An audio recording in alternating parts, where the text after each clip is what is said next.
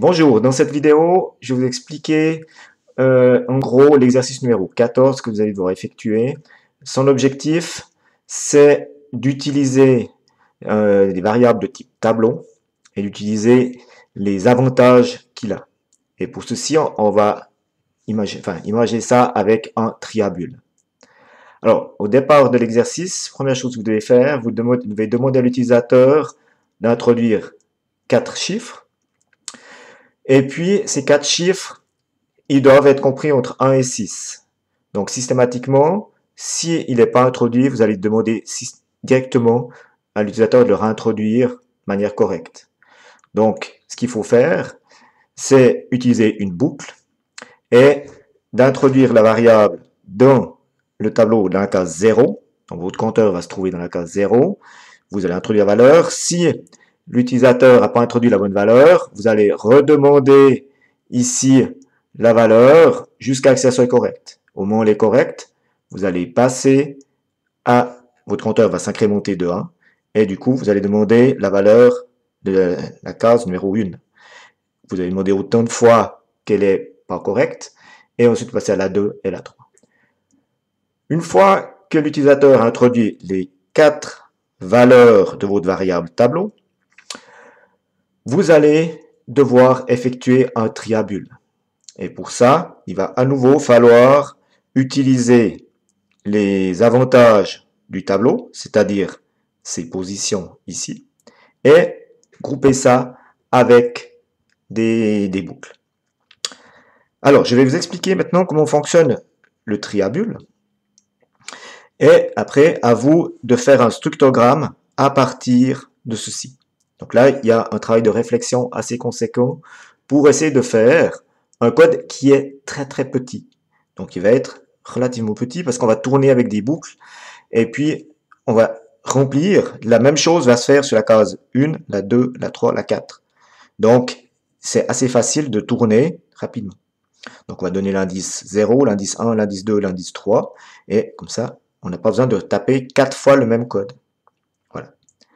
Alors, maintenant, si on entre dans le vif du sujet du triabule, comment il fonctionne. Le triabule, l'objectif, c'est de partir d'un tableau de valeurs qui sont dans un ordre aléatoire et de ressortir à la fin dans l'ordre croissant, c'est-à-dire 1, 3, 4, 6. Voilà.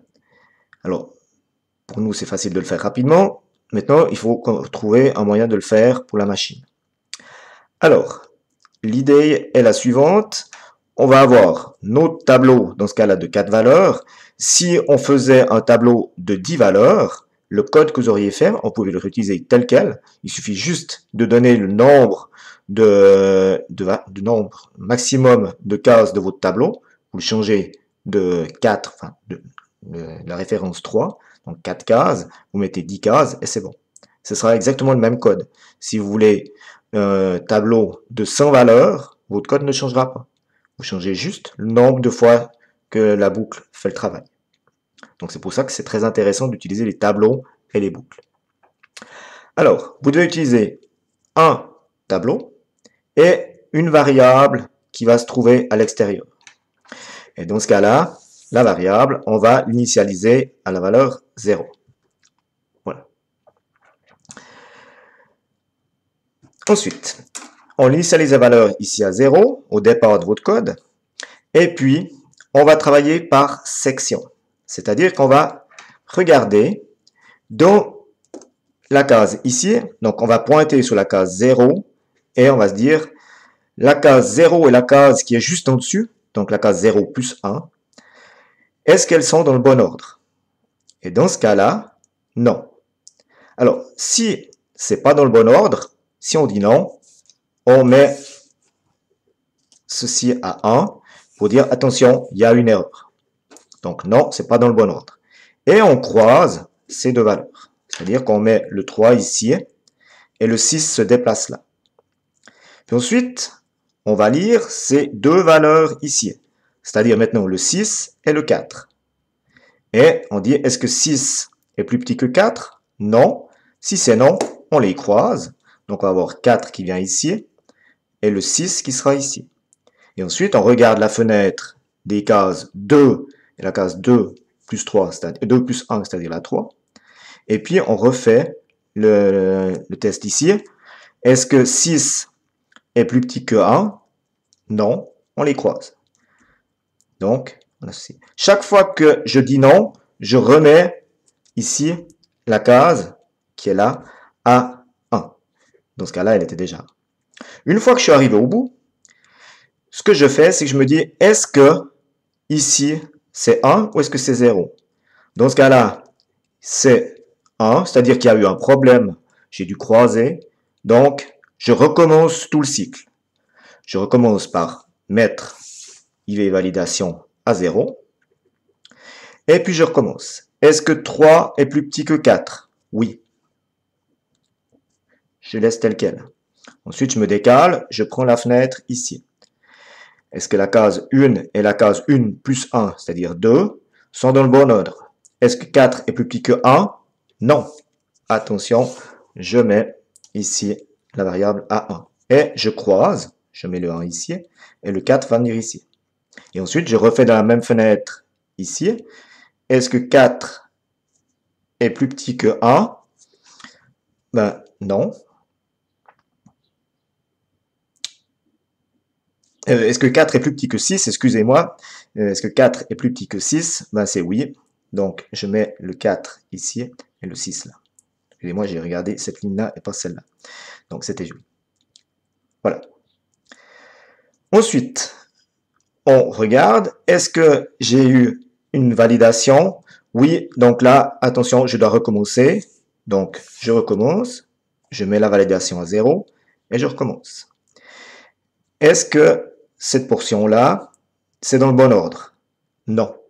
Donc, ma validation, je la mets à 1, il y a une erreur, et je croise ces deux cases-là. Donc, le 1 vient ici, le 3 vient ici. Est-ce que 3 est plus petit que 4? Ben oui. Est-ce que 4 est plus petit que 6? Oui. Donc, je ne touche pas celui-là, celui-là. Voilà. Je viens là, je me dis, est-ce que ma validation est à 1? Oui. Donc, j'ai dû faire un croisement, je recommence. Je mets à 0 et je recommence. Première fenêtre, la case 0 et la case 0 plus 1, donc la case 1. Est-ce que les cases 0 et 1 sont dans le bon ordre? Est-ce que 1 est plus petit que 3? Oui. Ensuite, je me décale. Est-ce que la case 1 et la case 1 plus 1, c'est-à-dire 2, sont dans le bon ordre? Ben oui, la case 1 est plus petite que la case 2. Donc, je laisse le 3. Et je me décale encore d'un cran, ici. Est-ce que la case 2 et la case 3 sont dans le bon ordre? Est-ce que 4 est plus petit que 6? Oui. Voilà. Donc, je n'ai rien fait. J'ai jamais eu besoin de faire de croisement. J'ai toujours dit oui. Du coup, ben, ici, je suis à 0. Et mon triabule est terminé. Une fois que j'ai fait le cheminement ici de gauche à droite, et que chaque fois que j'ai testé si c'était plus petit, c'était vrai. Ici, j'ai le 0 et je peux quitter. Du coup, je pourrais afficher, parce que ici, je suis arrivé dans le bon résultat. Ici, c'est le résultat final.